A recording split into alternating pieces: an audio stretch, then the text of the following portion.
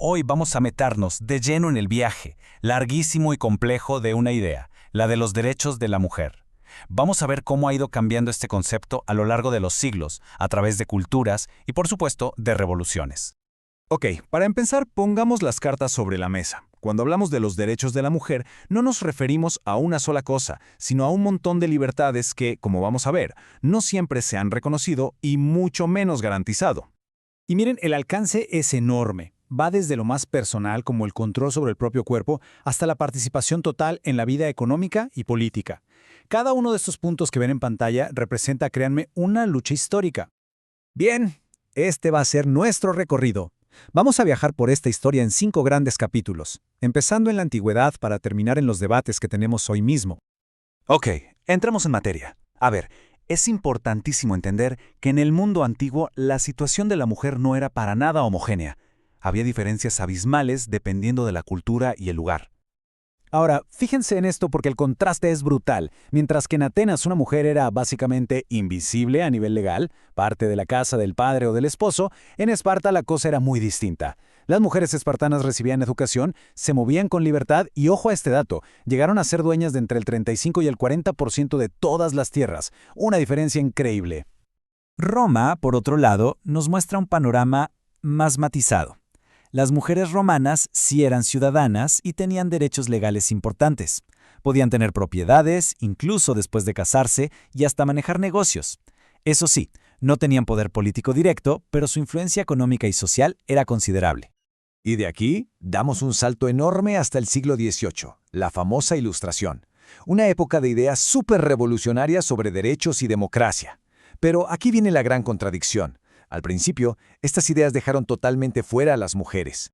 Imagínense, pensadores como Rousseau, que fueron campeones de la soberanía popular, al mismo tiempo decían que la sumisión de la mujer era, simplemente, parte del orden natural. Una contradicción, que hoy nos parece flagrante. Claro, esta visión no se quedó sin respuesta. En plena Revolución Francesa, una mujer llamada Olympe de Gouges expuso esta hipocresía de una forma genial.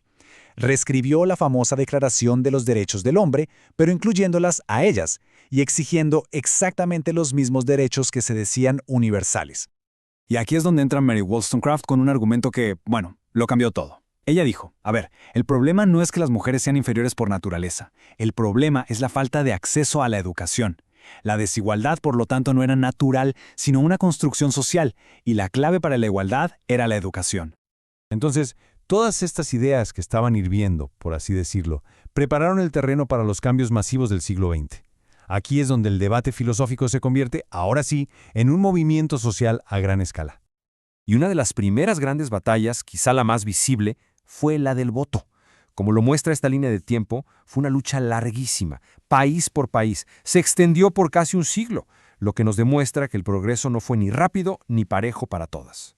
Y ojo, aquí pasa algo fundamental. Después de la Segunda Guerra Mundial, la lucha por los derechos de la mujer se institucionaliza a nivel mundial. ¿Qué significa esto? Que las Naciones Unidas se convierten en una plataforma para crear comisiones, conferencias y tratados que buscan promover y, sobre todo, proteger estos derechos de manera formal.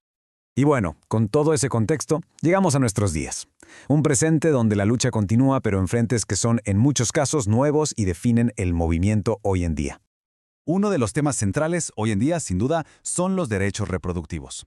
Y esto se trata en esencia de autonomía corporal, el derecho a decidir sobre la propia salud y la maternidad, y claro, el acceso a servicios médicos completos y seguros.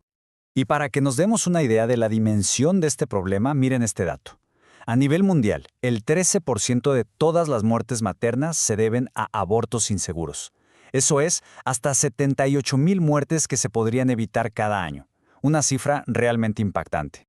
Otro cambio de paradigma importantísimo ha sido en el campo del derecho internacional.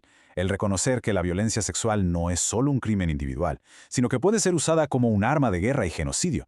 El juicio de Ruanda en el 98, de hecho, sentó un precedente histórico al declarar que la violación puede ser un acto genocida. Y miren, aunque estos datos ya tienen sus años, la foto que pintan sigue siendo muy reveladora. Nos muestra las disparidades tan enormes que todavía existen en el mundo. La brecha entre nacer mujer en un país como Islandia y nacer en uno como Yemen es inmensa, y nos enseña todo el trabajo que aún queda por hacer. Entonces, después de este larguísimo recorrido desde la antigua Esparta hasta el derecho internacional moderno, vemos que la idea de los derechos de la mujer no ha parado de expandirse. La historia, claro, está lejos de haber terminado. Y eso nos deja pensando, ¿cuáles son las batallas del futuro y cómo se van a seguir redefiniendo estos derechos?